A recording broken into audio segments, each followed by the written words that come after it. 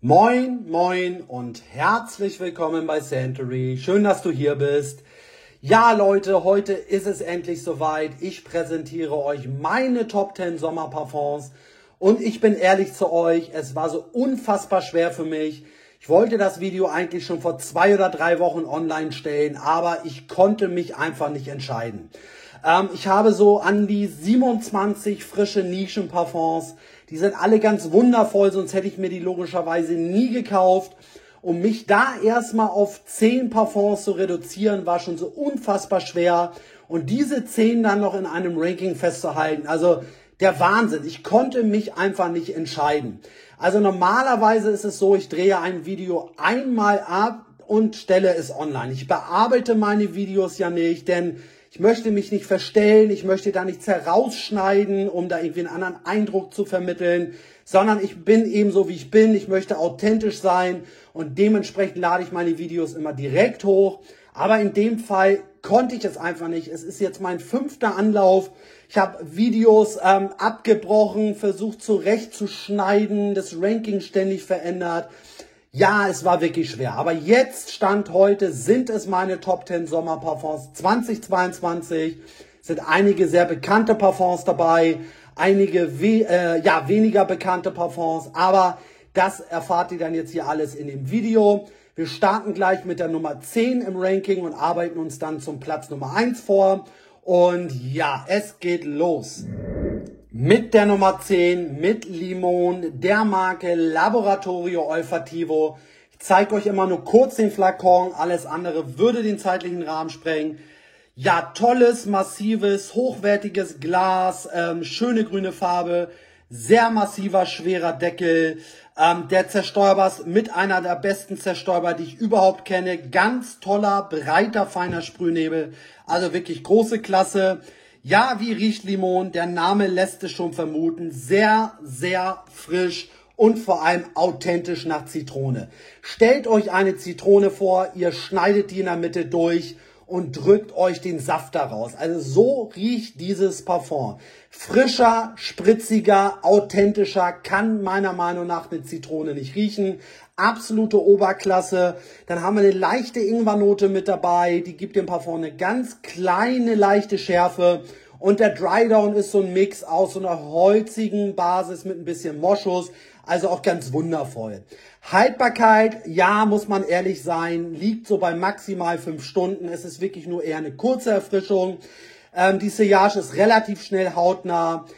Aber trotzdem, es ist eine klare Empfehlung. Es gibt meiner Meinung nach, so gerade bei Temperaturen 30 plus, nichts Besseres, nichts Erfrischenderes als Limon. Also eine klare Empfehlung meinerseits. Weiter geht's mit Platz Nummer 9 mit Bergamasque, der Nischenmarke Orto Parisi. Toller Flakon, tolle Glasqualität, schwerer, massiver, ja und auch schon recht besonderer Deckel. Also ganz große Klasse, gute Verarbeitung. Da legt der Parfümeur, der Inhaber, auch sehr viel Wert drauf. Ja, wie riecht Bergamasque? Man kann es wirklich abkürzen und sagen, es ist eine Moschusbombe mit Bergamotte on top. Also es riecht pudrig, cremig, aber trotzdem noch sehr, sehr frisch durch die Bergamotte. Das Besondere an dem Release aus dem Jahre 2014 ist, es wandelt sich ständig. Also manchmal haben wir mehr Moschus als Bergamotte, manchmal haben wir dann wiederum so diese pure Erfrischung und dann ist der Moschus so das Pudrige etwas mehr im Hintergrund. Je nach Haut, je nach Temperatur und so weiter ändert sich das Parfum ständig. Also es ist ein sehr besonderes Parfum von der Duft-DNA, aber eben auch von der Qualität. Eine ganz klare Empfehlung. Die Haltbarkeit und die Sillage sind der Wahnsinn. Haltbarkeit Minimum 12 bis 14 Stunden. Sillage ist intensiv. Ihr werdet wahrgenommen. Tolle Duftaura, tolle Moschuswolke mit Bergamotte on top. So, Platz Nummer 8 ist Grapefruit Generation der Marke DS Durga. Ganz toller Flakon, mal ein anderes Design, finde ich persönlich ansprechend. Alles tipptopp verarbeitet, hochwertiges Glas, also finde ich wirklich gut. Ja, wie riecht Grapefruit Generation? Es ist wirklich ein sehr frisches Parfum. Hier sind die Main Player Pomelo-Schale und Grapefruit. Und wir haben hier zwei besondere Duftnoten. Einmal die Duftnote Silber. Es gibt dem Parfum so metallischen Touch und ich muss auch ganz ehrlich sagen, dass ich diese Silbernote zu Anfang gar nicht so wirklich herausgerochen habe. Aber das Parfum ist so in den letzten 2-3 Wochen so ein bisschen nachgereift und diese metallische Note nimmt man mittlerweile sehr gut wahr. Also es macht das Parfum wirklich sehr interessant. Und wir haben hier eine Korknote im Dry Down. Das gibt dem Parfum so eine besondere holzige Basis und macht es auch da nochmal wirklich sehr, sehr interessant und spannend. Also es ist wirklich nicht so ein typisches Pomelo Grapefruit Parfum, sondern eben durch diese metallische Note, durch diese korkholzige Note, wirklich ein außergewöhnliches Parfum. Gefällt mir immer mehr. Hätte sich auch fast noch höher im Ranking platziert, aber naja. Release aus dem Jahre 2021, Haltbarkeit so bei 7 Stunden, absolut solide. Die Sillage ist ja gut, ein gutes Mittelmaß, also man nimmt es selbst wahr und das Umfeld reagiert auch ganz positiv. Also ganz tolles, außergewöhnliches Parfum. So, die Nummer 7 ist bei mir Aventus Cologne der Marke Creed. Ich denke, das Design und der Flakon der Marke ist mittlerweile bekannt. Alles recht hochwertig, da kann man nichts kritisieren. Die Farbe ist so ein bisschen anders als beim normalen Aventus, aber wie gesagt, ganz hochwertig, Creed-Qualität halt. Ja, und wie riecht Aventus Cologne? Es ist für mich eine frischere, holzigere und vor allem so leicht modernisierte Variante vom normalen Aventus vom großen Bruder. Also die Vibes lassen sich nicht leugnen. Hier haben wir anstatt Ananas die Mandarine, dadurch ist es so frisch, fruchtig, mandarinig. Dann haben wir aber auch hier eine gewisse Würze durch zum Beispiel Ingwer und so eine Aromatik durch die Birke. Und der Dry Down wird richtig schön holzig und cremig durch Sandelholz und durch Tonka. Also es ist ein ganz wundervolles Parfum.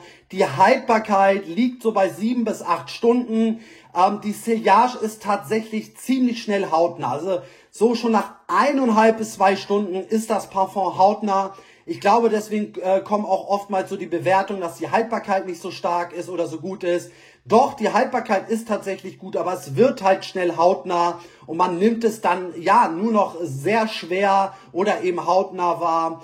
Aber es ändert nichts daran, es ist ein ganz tolles, frisch, fruchtiges, holziges Parfum. Eine ganz klare Empfehlung, ist ein Release aus dem Jahre 2019. Weiter geht es mit Platz Nummer 6 mit dem wundervollen Parfum Nio der Marke Xerjoff.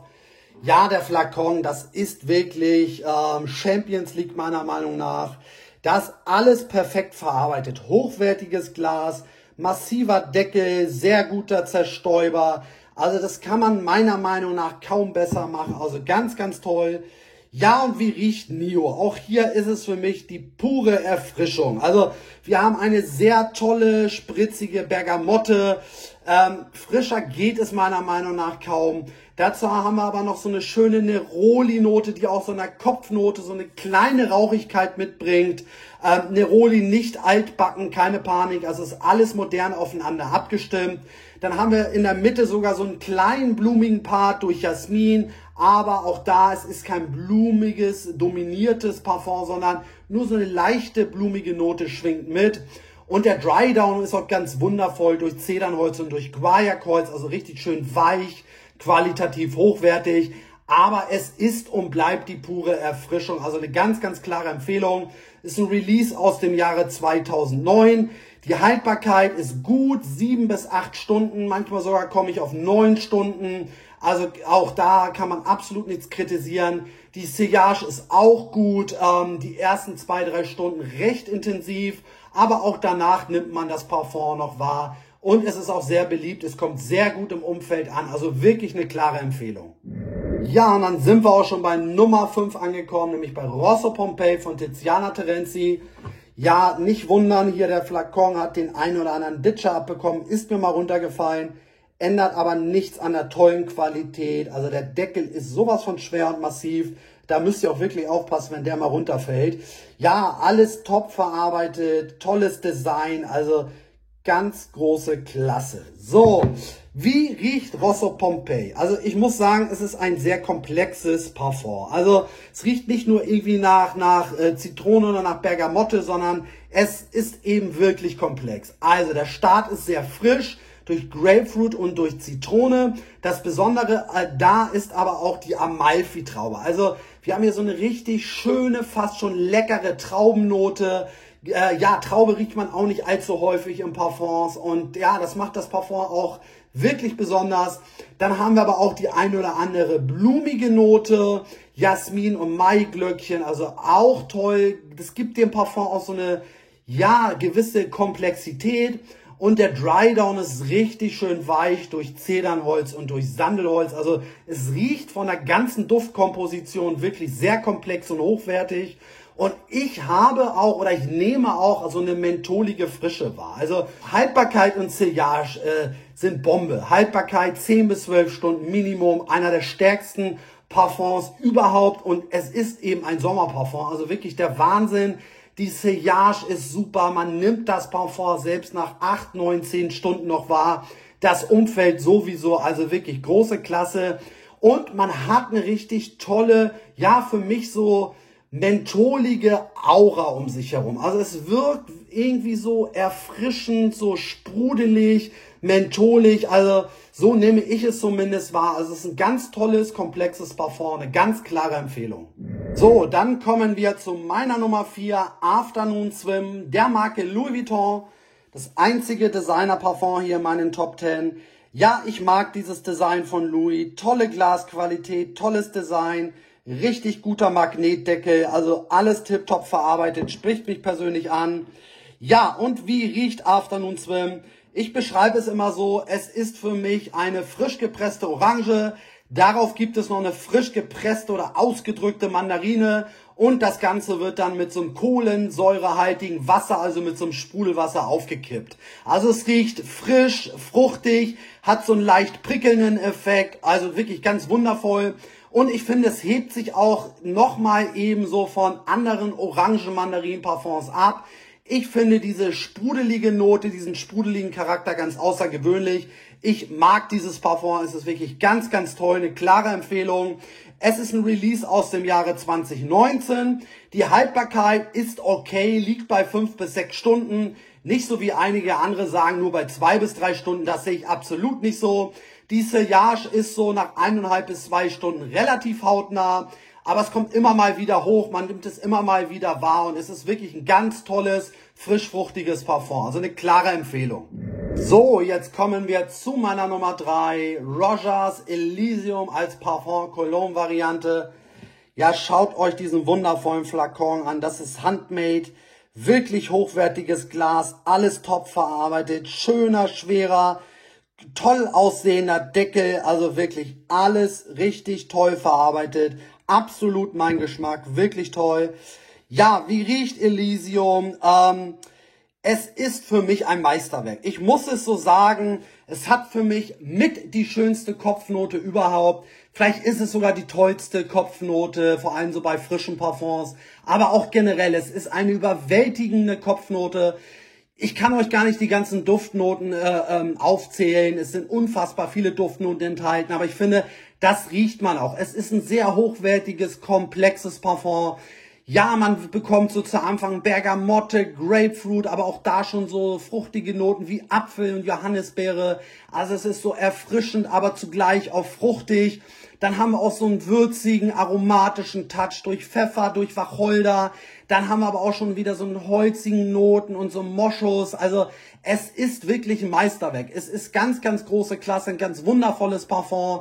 Ja, man kann sagen, frisch, fruchtig, holzig, aromatisch, also wirklich ganz, ganz toll.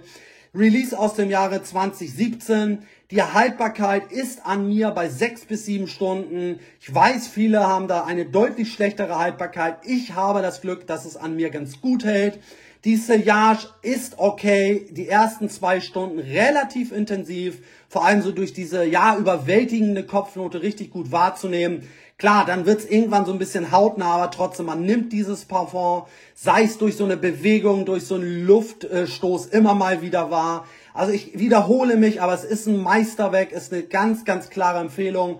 Und es ist zwar teurer, aber für mich auch wirklich jeden Cent wert. Trommelwirbel, die Silbermedaille, der 2. Platz geht an Montabaco Verano, der Marke Ormond Jane.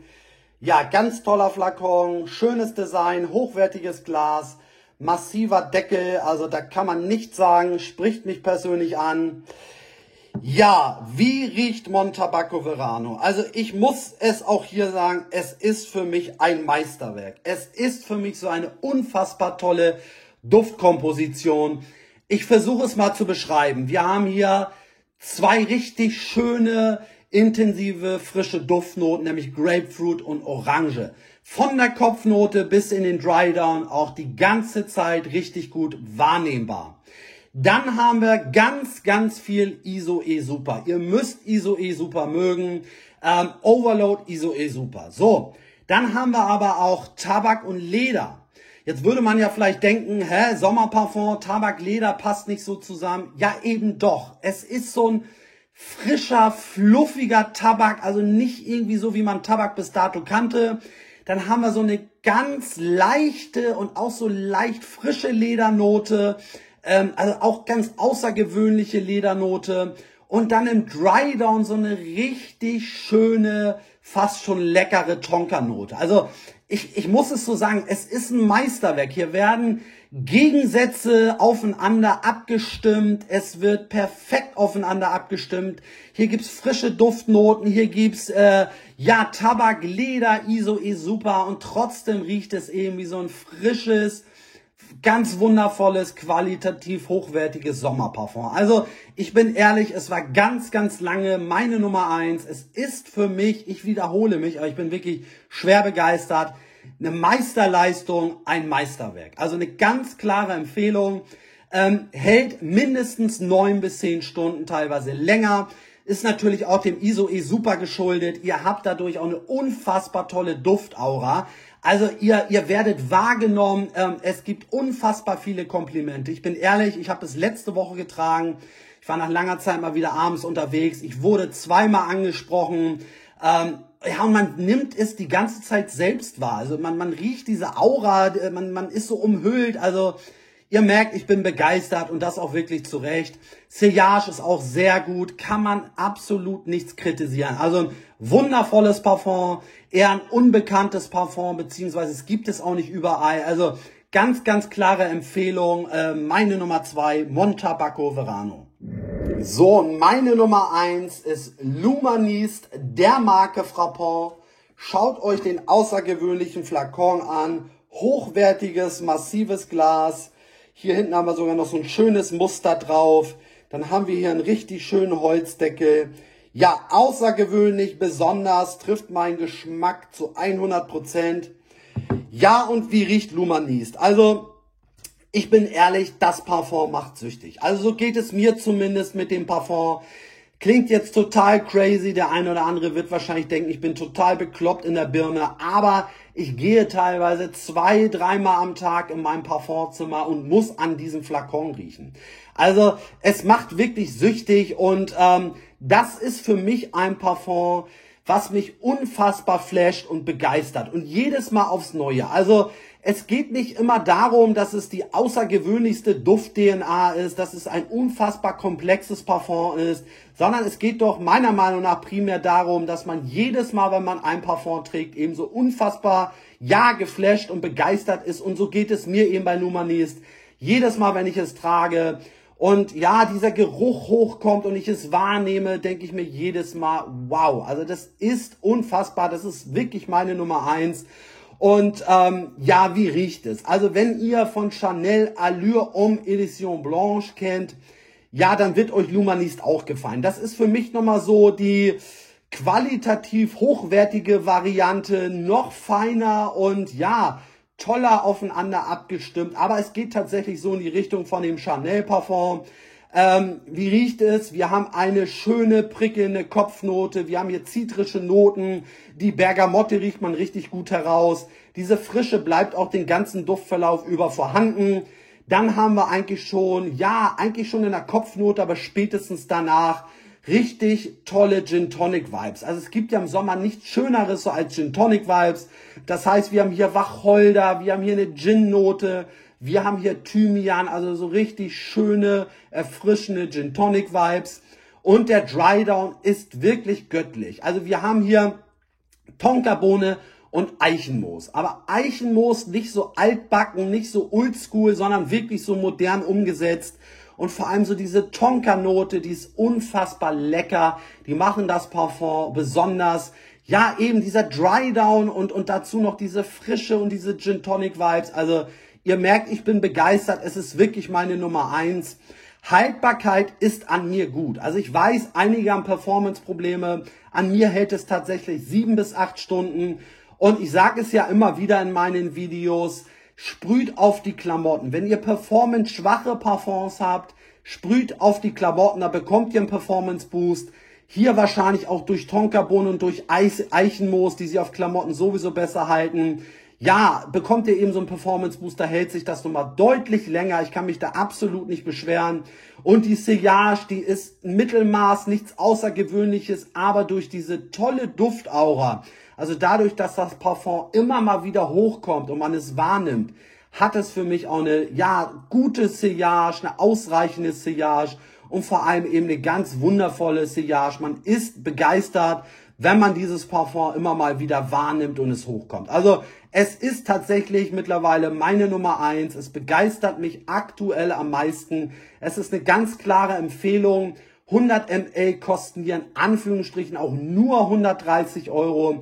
Also es hat für mich ein absolut perfektes Preis-Leistungs-Verhältnis. Eine ganz, ganz klare Empfehlung, meine aktuelle Nummer 1. Ja, jetzt sind wir auch durch. Also es war, wie gesagt, unfassbar schwer für mich, hier ein Ranking festzuhalten. Würde man mich in 2-3 Wochen fragen, würde es wahrscheinlich wieder so die eine oder andere Änderung geben. Es sind alles tolle Parfums, deswegen ist es auch so unfassbar schwer. Aber Stand jetzt ist das meine Nummer 1, sind das meine Top 10. Und ihr könnt ja gerne mal kommentieren, ja, was so eure Sommerfavoriten sind.